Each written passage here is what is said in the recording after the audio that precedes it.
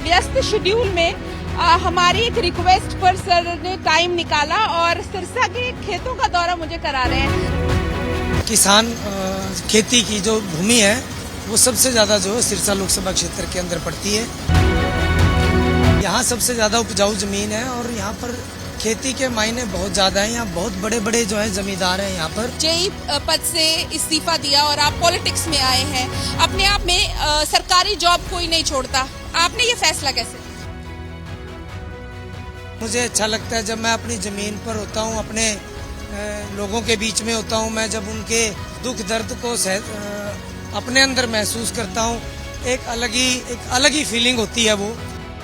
मैंने तमाम बड़े शहर देख लिए, लेकिन मैं फिर से अपनी जमीन में और अपनी मिट्टी में आना चाहता हूँ। सड़कों की बहुत बुरी हालात है। इंफ्रास्ट्रक्चर, बेसिक इंफ्रास्ट्रक्चर भी जो है वो पिछले बीती 10-20 साल की सरकारों ने उसकी सुध-बुध नहीं ली। अच्छा सर, आपने भाजपा का संकल्प पत्र पढ़ा होगा, 400 पार का नारा दिया जा रहा है, कांग्रेस का न्याय पत्र भी देखा होगा। इनेलो कौन से अपने ऐसे मैनिफेस्टो को लेके लोगों के बीच में जा रही है और कि जो बिल्कुल अलग है अगर हम बात करें दोनों के मैनिफेस्टो से और जो सच्चाई के करीब भी नजर आ रहा है? विभिन्न प्रकार के बहुत से ऐसे मुद्दे हैं जो उनके मैनिफेस्टो में नहीं है, लेकिन इंडियन नेशनल लोकदल पार्टी के मैनिफेस्टो में वो लिए हुए। टक्कर इंडियन नेशनल लोकदल पार्टी के और जो थोड़ा बहुत मैं मानता हूँ वो कांग्रेस के बीच में। नशे का मुद्दा बहुत पनप रहा है अगर हम कहें तो, क्योंकि बॉर्डर पर है सिरसा और साथ में पंजाब भी लगता है, तो ये आपकी शिकायतें पहुंच रही हैं आप तक?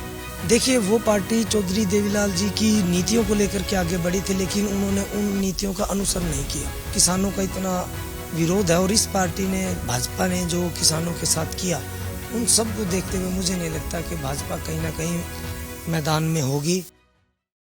लोकसभा चुनाव 2024 में किसानी की बात बहुत ज्यादा हो रही है और सारे प्रत्याशी प्रचार और प्रसार में लगे हुए हैं, लोगों के बीच में जा रहे हैं, अपने मुद्दे उठा रहे हैं। तो इस वक्त हम सिरसा में है जहां पर इनेलो के जो प्रत्याशी हैं संदीप लोढ़ जी हमारे साथ हैं और अपने व्यस्त शेड्यूल में हमारी एक रिक्वेस्ट पर सर ने टाइम निकाला और सिरसा के खेतों का दौरा मुझे करा रहे हैं। सर, बहुत बहुत स्वागत है डेली पोस्ट पंजाब हरियाणा हिमाचल में। बहुत बहुत धन्यवाद और आपके सभी व्यूअर्स को भी मेरा नमस्कार। सर, किसानी की बात बहुत हो रही है, किसानों का विरोध आप देख रहे हैं, जो प्रत्याशी को सहना भी पड़ रहा है, बीजेपी और जेजेपी के प्रत्याशियों को, और ऐसे में इस वक्त किसानी की बात करें, सिरसा में किसानी का क्या हाल है? देखिए, सिरसा जो है किसानों की सबसे बड़ा किसान खेती की जो भूमि है वो सबसे ज्यादा जो है सिरसा लोकसभा क्षेत्र के अंदर पड़ती है और यहाँ सबसे ज्यादा उपजाऊ जमीन है और यहाँ पर खेती के मायने बहुत ज्यादा है। यहाँ बहुत बड़े बड़े जो है जमींदार हैं यहाँ पर। सर, आप बहुत गैजेटेड पोस्ट में थे, हम सर मैं चाहती हूँ आप थोड़ा सा चलें भी ताकि दर्शकों को दिखा सकें कि कैंपेन करते हुए और जो आजकल के नेता है वो सब कुछ कर सकते हैं। सर, मैं बात कर रही थी, आपने जो है जेई पद से इस्तीफा दिया और आप पॉलिटिक्स में आए हैं। अपने आप में सरकारी जॉब कोई नहीं छोड़ता, आपने ये फैसला कैसे लिया? देखिए, पहली बात तो मैंने जेई से नहीं, मैंने एसडीओ के पद से इस्तीफा दिया है। एक गेस्टेड पोस्ट होती है वो, और राजनीति हमारे परिवार में पहले से ही है। मेरे दादाजी 2 बार विधायक रहे जब ज्वाइंट हरियाणा पंजाब होता था और मेरे फादर भी एक्टिव पॉलिटिक्स में रहे हैं नरवाना विधानसभा क्षेत्र में, और वहीं से राजनीति की प्रेरणा जो है मेरे अंदर तभी से है। और मुझे अच्छा लगता है जब मैं अपनी जमीन पर होता हूँ, अपने लोगों के बीच में होता हूँ, मैं जब उनके दुख दर्द को अपने अंदर महसूस करता हूँ, एक अलग ही फीलिंग होती है वो, कि जब आप अपनों के बीच में हैं, अपनों के साथ हैं, तो उसका एक अलग है। अब मैंने 2 बड़े शहरों में नौकरी कर लिया, चंडीगढ़, पंचकुला जैसी जगह पे मेरी स्कूलिंग है और उसके बाद मैंने 5 साल प्राइवेट जॉब किया और 16.5 साल मैंने मिलेनियम सिटी गुड़गांव, जो केवल हरियाणा प्रदेश नहीं बल्कि पूरे हमारे भारतवर्ष और एशिया की सबसे बेस्ट सिटीज में से एक है, तो मैंने तमाम बड़े शहर देख लिए, लेकिन मैं फिर से अपनी जमीन में और अपनी मिट्टी में आना चाहता हूँ और अपनों के बीच में रहना चाहता हूँ। इसलिए मैंने अपना राजनीति का जो है एक रास्ता चुना है और इसमें मुझे मेरे परिवार ने और मेरी फैमिली ने, मेरे अपने गांव ने मुझे बहुत प्यार दिया और मुझे बहुत सपोर्ट किया। अच्छा संदीप साहब, बात करें अगर जब आप अपनी एक जॉब में होते हो, सरकारी नौकरी है ना, आप बहुत कुछ नहीं कह पाते हो, आपके बहुत सारे सवाल होते हैं, आप जवाब नहीं दे सकते हो। अभी भी आप भले राजनीति में आ गए हो, लेकिन एक कन्फाइंड जो है, मतलब कहें कि कम अक्षरों में जवाब आप दे देते हैं। बल्कि राजनीति अगर बात करें तो बहुत टंग ट्विस्ट, बहुत सारी चीजें करनी पड़ती हैं, तो वो अडेप्ट करने में कितना समय अभी और लगेगा या ऐसे ही रहेंगे? नहीं, देखिए, आप अपना व्यक्तित्व आदमी को कभी नहीं छोड़ना चाहिए, क्योंकि आदमी का व्यक्तित्व उसके साथ चलता है और उसी से उसका जनता में जो होता है, अपने लोगों में उसका जुड़ाव हो सकता है। और राजनीति की अगर आप बात कहते हैं तो कोई बात नहीं, आप मुझसे सवाल कीजिए, मैं जवाब दूंगा। अच्छा, आपके इस सिरसा की बात करें, चौटालों का गढ़ कहा जाता है ना, और आपको बड़ी जिम्मेदारी हम कहेंगे दी गई है चौटाला परिवार की ओर से। इस जिम्मेदारी को आपने, जब आपको पता चला कि आपका नाम सामने आया है, आपने उस चीज को किस तरह से लिया? क्या आपका उस वक्त फीलिंग रही उस वक्त? अमेजिंग, जिसके कोई शब्द नहीं है मेरे पास। और इतनी बड़ी जिम्मेवारी मुझे मिलना, मैं अपना सौभाग्य मानता हूं कि पार्टी के प्रधान महासचिव चौधरी ओम प्रकाश अभय सिंह चौटाला जी ने ये विश्वास मुझ पे जिताया कि मैं सिरसा लोकसभा में जाकर के, सिरसा लोकसभा की जो सम्मानित हमारे जनता है, मैं उन लोगों के बीच में रह के उनकी सेवा कर सकूं, ऐसा उन्होंने मुझ पे विश्वास जताया।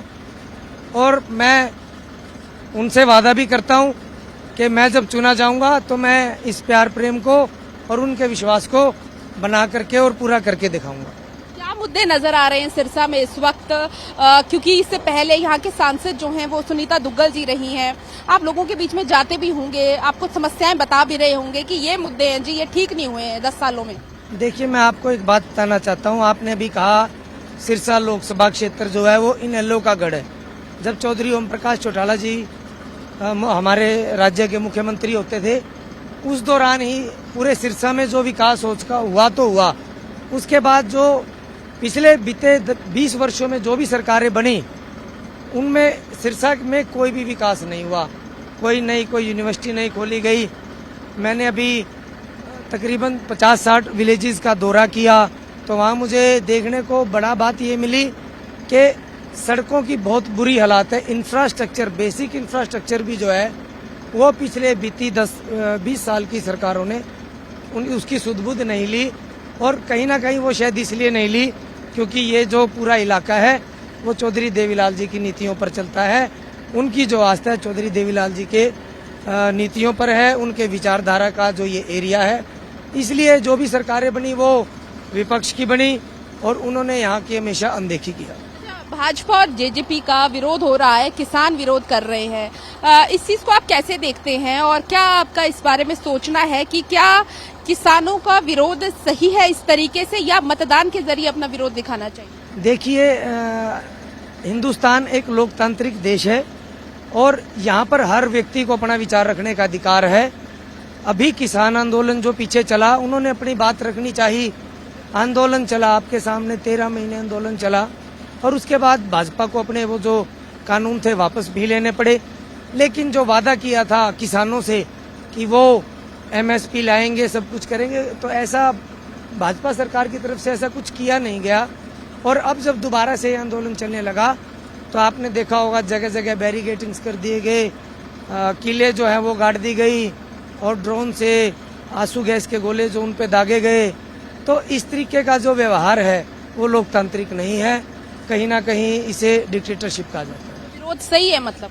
बिल्कुल है जी। अगर आज मीडिया है या मैं हूँ या आम आदमी है, अगर वो अपनी बात नहीं रख सकता, वो अपनी बात नहीं कह सकता और हर समय उसको अगर ये डर सताएगा कि अब सरकार मुझे उठा लेगी या मेरे घर ईडी या सीबीआई के छापे लगेंगे, तो अगर वो उस डर से अपने आप को दबा कर रखता है तो कहीं ना कहीं वो उसका शोषण हो रहा है और देश में जो है लोकतंत्र, जो हमारा लोकतंत्र है, उसकी कहीं ना कहीं हत्या हो रही है।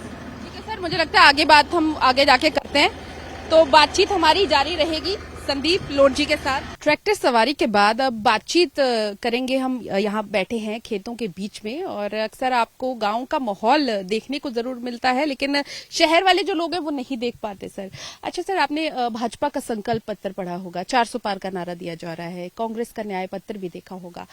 इनेलो कौन से अपने ऐसे मैनिफेस्टो को लेकर लोगों के बीच में जा रही है और कि जो बिल्कुल अलग है, अगर हम बात करें दोनों के मैनिफेस्टो से, और जो सच्चाई के करीब भी नजर आ रहा है? देखिए, सबसे बड़ा मुद्दा देश के अंदर गरीब, किसान, मजदूर, कर्मचारी सभी वर्ग को लेकर के है, और ना भाजपा के और ना ही कांग्रेस के। पुरानी पेंशन स्कीम बहाली का मुद्दा किसी के मैनिफेस्टो में नहीं है। बुजुर्गों की पेंशन को 7100 रुपये करने का मुद्दा नहीं है। और भी विभिन्न प्रकार के बहुत से ऐसे मुद्दे हैं जो उनके मैनिफेस्टो में नहीं है, लेकिन इंडियन नेशनल लोकदल पार्टी के मैनिफेस्टो में वो लिए हुए हैं। 10 की 10 लोकसभा सीटों की बात करें सर, इस वक्त क्या स्थिति नजर आती है? वैसे तो हर कोई कह रहा है कि 10-0 होगा, हर पार्टी ये कहती है, लेकिन क्योंकि चुनाव अभी 25 मई को होने हैं, एक पिक्चर सी सामने आनी शुरू हो जाती है। क्या पिक्चर आपके सामने इस वक्त सामने आ रही है? देखिए, मैं अभी अपने सिरसा लोकसभा के अंदर जो है कैंपेनिंग कर रहा हूँ, और मुझे जो लगता है, जहां आप आस पास होते हैं, क्योंकि आपको वहीं के बारे में ज्यादा पता चल सकता है, अंबाला में जो एडवोकेट गुरप्रीत जी हैं चुनाव लड़ रहे हैं, कहीं ना कहीं उनका बहुत पॉजिटिव माहौल है। और अंबाला से जब हम चल करके आते हैं कुरुक्षेत्र की तरफ, जो पहली सीट आ जाती है, तो वहां से हमारे पार्टी के प्रधान महासचिव चौधरी अभय सिंह चौटाला जी चुनाव मैदान में हैं, और कहीं ना कहीं वो भी जीत की ओर अग्रसर हैं। और उसके बाद अगली जो लोकसभा आ जाती है वो हिसार और सिरसा, मतलब कि बिल्कुल उनके जस्ट नेक्स्ट आ जाती है। दोनों हॉट सीटें। दोनों हॉट सीटें। तो कहीं ना कहीं हिसार के अंदर भी जो है इंडियन नेशनल लोकदल अपना ग्राफ जो है वो बढ़ाती जा रही है, और जो मैडम सुनैना चौटाला जी जो आज मैदान में है, वो कहीं ना कहीं अपने वोटरों को और अपने बुजुर्गों को कहीं ना कहीं पार्टी की नीतियों को समझाने में, और आदरणीय चौधरी देवीलाल जी की जो नीतियां हैं उनको समझाने में वो बहुत कारगर साबित हो रहे हैं। और साथ लगता सिरसा लोकसभा क्षेत्र, जहां से मैं खुद प्रत्याशी हूं, तो यहां पर भी अभी इलेक्शन कैंपेन अब स्टार्ट हुआ है, और अब धीरे धीरे चलेगा, क्योंकि चेहरे हैं, कोई कहता है बड़ा है, कोई कहते हैं मैं नया हूं। मानते हो बड़ा चेहरा है कोई सिरसा में? मैं नहीं मानता। मैं इसलिए नहीं मानता क्योंकि अगर हर एक के पास कोई ना कोई उनकी क्वालिटी है, तो मेरे पास अपनी कुछ क्वालिटीज हैं, और हर आदमी के पास अपनी अपनी क्वालिटीज होती हैं। ठीक है, उन्होंने चुनाव लड़े हुए हैं, 2 बार के सांसद हैं, कोई ऐसी बात नहीं, पर टक्कर क्या लग रहा है, किसके बीच में टक्कर है? टक्कर इंडियन नेशनल लोकदल पार्टी के, और जो थोड़ा बहुत मैं मानता हूँ वो कांग्रेस के बीच में है। बीजेपी नहीं है? नहीं, पूरा सिरसा लोकसभा क्षेत्र जो है वो किसानों के ऊपर आधारित, मतलब कि पूरी ये भूमि जो है, पूरा सिरसा लोकसभा क्षेत्र जो है वो किसान प्रभावित इलाका है।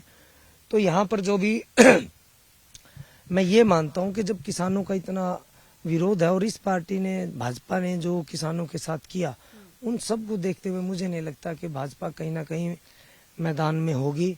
और अभी तक जहाँ भी जो भाजपा के प्रत्याशी जा रहे हैं, केवल सिरसा लोकसभा के नहीं, बाकी और लोकसभाओं के भी जो प्रत्याशी जो जा रहे हैं उन्हें कहीं ना कहीं किसानों का भारी विरोध का सामना करना पड़ रहा है। जननायक जनता पार्टी को कहाँ देख रहे हैं? उनका भी परिवार तो एक ही था, भले ही पार्टियां अलग अलग हो चुकी है, और उनकी भी कैंडिडेट यहाँ पर है। देखिए, वो पार्टी चौधरी देवीलाल जी की नीतियों को लेकर के आगे बढ़ी थी, लेकिन उन्होंने उन नीतियों का अनुसरण नहीं किया। अगर वो उन नीतियों का अनुसरण करते तो वो कभी भी भाजपा में नहीं जाते। आपको लगता है कि इससे वोटर्स थोड़े कंफ्यूज हो जाते हैं, क्योंकि उनको परिवार जो है, एक ही परिवार उनको समझ आता है, उन्हें नहीं समझ आता कौन किस पार्टी से है, या दोनों पार्टीज अलग हो गई, या जो भी है? नहीं, ऐसा नहीं है। हरियाणा की जनता इस चीज को मान चुकी है कि असल में चौधरी देवीलाल जी की नीतियों पर जो चलते हैं, जो असल में चौधरी ओम प्रकाश चौटाला जी की असल जो परिवार है वो चौधरी अभय सिंह चौटाला जी हैं, वो ही उनकी विरासत को आगे बढ़ा रहे हैं। और कहीं ना कहीं अब जनता को ये समझ आ गया है कि जजपा जो थी वो केवल ताऊ देवीलाल जी का नाम लेकर के चले थे, लेकिन उनकी विचारधारा को लेकर के वो आगे नहीं बढ़ सके। ये कहीं ना कहीं माइनस फैक्टर है। मैं अभी तक अपने नरवाना के जो हमारी 61 विलेजेस लगते हैं और मैंने सभी जो है वो डोर टू डोर मैंने सर्वे किया, खुद मैंने वोट मांगे हैं वहां पर भी भारी विरोध इनका देखने को मिलता है और चौधरी अभय सिंह चौटाला जी के प्रति बहुत प्यार देखने को मिलता है। आपने अर्जी दी थी, एप्लीकेशन दी थी? देखिए, मैं एक्टिव तो था और अर्जी तो आपको उसी पार्टी में करनी चाहिए जहां आपका मन, आपका दिल मजबूती से माने कि जहां आपका मान सम्मान रखा जा सके, आपकी विचारधारा जहां मिलती हो।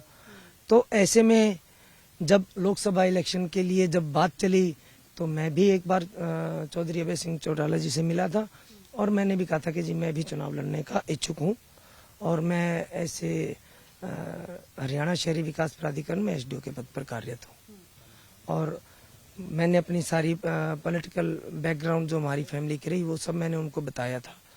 तो उसके बाद पार्टी अपना अपना सर्वे करती है, तो कहीं ना कहीं कुछ ना कुछ तो देखने को मिला हुआ उन्हें मुझमें कि जो उन्होंने मुझे सिरसा लोकसभा से जो है प्रत्याशी बनाया। कैंपेनिंग कितने बजे स्टार्ट करते हैं सुबह से और रात कितने समय आपको जो टाइम लग जाता है घर पहुंचते पहुंचते, या फिर हालांकि घर आपका नरवाना में है और यहाँ पर आप रह रहे हैं, आपने कहा कि सारे घर यहाँ आपके लिए खुले हैं? बिल्कुल, सिरसा लोकसभा क्षेत्र कोई मेरे लिए नया जगह नहीं है। मेरे साथ के जो बहुत से मेरे ऐसे हैं जो क्लास फेलो हैं जो यहाँ सिरसा में हैं और उसके अलावा हमारी रिश्तेदारी बहुत है यहाँ पे, मेरे मामे मेरे मासी बहुत है यहाँ पे। तो मुझे कहीं ना कहीं, और जब से टिकट की अनाउंसमेंट हुई है आप शायद महसूस कर रहे हो कि मेरा गला भी ठीक नहीं है और आज 12 दिन के करीब 12 दिन से ऊपर हो गए हैं। मैंने डेली 2000 के करीब फोन कॉल्स ली हैं और लोगों ने इतना प्यार दिया है, सिरसा लोकसभा क्षेत्र की पूरी सम्मानित जनता ने इतना प्यार दिया है और पूरे हरियाणा राज्य से भी मुझे जो है ना शुभकामनाओं के बहुत फोन आए हैं और उसी कारण से मैं अभी तक जो है ना अपना गला अभी तक सुबह उठ जाते हैं? उठना तो सुबह 5 बजे पड़ता है। कैंपेनिंग से कितने बजे निकलते? 6 बजे के करीब घर से निकल जाते हैं सुबह सुबह जी। और अपने आप को एनर्जेटिक रखने के लिए क्या क्या करते हैं? खाना किस तरह से रहता है, क्योंकि ये भी बहुत जरूरी है आजकल? देखिए, जब आपके अंदर एक लगन होती है ना किसी काम को करने की, तब भूख प्यास नहीं लगती। ठीक है, शरीर को चाहिए और मैं बहुत साधारण सा आदमी हूँ। मुझे तो कहीं पर अगर कोई बैठा खाना खाता भी दिख जाए तो मैं उसके साथ बैठ के खाना खाने में कोई गुरेज नहीं करता, क्योंकि खाना खाना होता है और जहाँ मिल जाए उसी टाइम उसको खा लेना चाहिए और अन्न का आदर करना चाहिए। आपने कहा कि आपकी बहुत रिश्तेदारी है यहाँ पर और बहुत सारे आपको गवर्नमेंट एम्प्लॉइज जो आपके साथ काम भी कर चुके हैं, ये आपको जानते भी है, तो कितनी वोटें होंगी आपके सिरसा में? देखिए, इस चीजों का कोई पैमाना नहीं होता, क्योंकि कुछ बातें जो हमें शायद अपने अंदर रखनी चाहिए, बाहर नहीं बतानी चाहिए। और मैं जब तक अपनी मैं एक्टिव जो गवर्नमेंट ऑर्गेनाइजेशंस होती हैं उनकी एक्टिव पॉलिटिक्स में रहा हूँ। सर्व कर्मचारी संघ बहुत बड़ा नाम है हरियाणा में, डिप्लोमा इंजीनियर एसोसिएशन बहुत बड़ा नाम है, जेई एसोसिएशन हुडा बहुत बड़ा नाम है, हरियाणा टूरिज्म की एसोसिएशन है बहुत बड़ा नाम है। इस तरह की विभिन्न प्रकार की जितनी भी सरकारी ऑर्गेनाइजेशंस रही हैं, मैं सभी का पार्ट रहा हूँ, सभी के साथ मैंने कंधे से कंधा मिलाकर के आंदोलन में रहा हूँ। ओल्ड पेंशन स्कीम बहाली के लिए भी जब हम पंचकुला एकत्रित हुए थे तो वहां पर भी आंसू गैस के गोले खाए थे और वाटर कैनन भी जो थे वो झेले थे। सर, एक और चीज, ये मेरा आखिरी सवाल भी रहेगा। रिजर्वेशन की बात हो रही है, एक चर्चा जो है आमतौर पर देश में चल रही है कि रिजर्वेशन को खत्म किया जाएगा, ऐसे आरोप विपक्ष जो है वो सत्ता पक्ष पर लगा रहा है। आप क्या समझते हैं रिजर्वेशन को लेकर? क्योंकि हरियाणा में भी एक बहुत बड़ा आंदोलन हुआ था, अगर आपको याद होगा, जाट आंदोलन, और अभी ये कहा जा रहा है कि बीजेपी अगर दोबारा से आती है सत्ता में तो आरक्षण को खत्म कर दिया जाएगा। आपको लगता है? बिल्कुल, कहीं ना कहीं ऐसा लगता है कि आने वाले समय में बेसिकली बीजेपी जो पार्टी है वो एक अलग विचारधारा, मनुवादी विचारधारा की पार्टी है। और मुझे कहीं ना कहीं ऐसा महसूस होता है कि आप ये देखिए कितने हॉस्पिटल या कितनी यूनिवर्सिटीज खोली गई हैं। आज हमारे देश का जो युवा है वो डॉक्टरी करने के बाद भी या पढ़ने के लिए भी वो बाहर जाना पसंद करता है, अपने देश में नहीं करना चाहता। तो ऐसा क्यों? जब बीजेपी गवर्नमेंट आई तो इन्होंने बहुत बड़े बड़े वादे किए थे, हम हर वर्ग के लिए काम करेंगे, हम अपने देश में अपना निवेश, अपना देश, ऐसे बहुत से इनके नारे रहे हैं कि हम सब चीज यहाँ करेंगे, लेकिन वैसा कुछ हुआ तो नहीं। इससे सर मुझे एक और मुद्दा जो सिरसा का याद आया वो है नशे का। नशे का मुद्दा बहुत पनप रहा है अगर हम कहें तो, क्योंकि बॉर्डर पर है सिरसा और साथ में पंजाब भी लगता है। तो ये आपकी शिकायतें पहुंच रही हैं आप तक? नहीं, बिल्कुल। मैंने अब तक जहाँ भी मैं गया हूँ तो वहाँ मुझे सभी ने बताया है नशा और इसके साथ साथ एक ऑनलाइन गेमिंग का भी यहाँ पर ज्यादा प्रभाव है। तो इस चीजें की लोगों की अपनी समस्याएं हैं जी। देखो, बताते हैं जिनके बच्चे कहीं ना कहीं नशे में पढ़ करके खराब हो जाते हैं या ऑनलाइन गेमिंग में पढ़ के खराब होते हैं। तो इस तरीके की शिकायतें और समस्याएं जो है वो बिल्कुल मैंने सुनी है, मेरे पास आई भी हैं। और मैं कहीं ना कहीं ये मानता हूं कि देखिए, देश का युवा जो है वो देश का भविष्य होता है। युवाओं को नशे से दूर रखने के लिए हमें कुछ ना कुछ नया करना होगा। केवल नशे मुक्ति केंद्र खोलने से कुछ नहीं होगा, कुछ ना कुछ हमें नया करना होगा। क्योंकि पहले फेसबुक था, फिर ट्विटर है, इंस्टाग्राम है, स्नैपचैट है। अब क्या है कि हर चीज का एक अलग मायने जब हमारे समाज में जब बन जाते हैं तो हमें समाज में फैली बुराइयों के लिए भी, उनको दूर करने के लिए भी कुछ नए तरीके ऐसे लेके आने होंगे कि जिससे हम अपने युवाओं को नशे से और ऑनलाइन ये गेमिंग्स हैं जो, इनसे हम बच्चों को दूर रख सकें। ठीक है, बहुत बहुत शुक्रिया सर बातचीत करने के लिए। तो ये थे हमारे साथ इनेलो के प्रत्याशी संदीप लोढ़ जी, जिन्होंने तमाम मुद्दों पर, खासकर जो मुद्दे इन्हें यहाँ पर लोगों से बातचीत करके सामने आए उस बारे में भी बातचीत करी। और इसके अलावा उनका अगला क्या रोड मैप रहेगा, किस तरीके से लोगों के बीच में जाके अपनी बातचीत रखेंगे, अपने मुद्दों को रखेंगे, इस बारे में भी डेली पोस्ट के साथ खास बातचीत करी। कैमरा पर्सन विकास के साथ पूजा वर्मा, डेली पोस्ट पंजाब, हरियाणा, हिमाचल।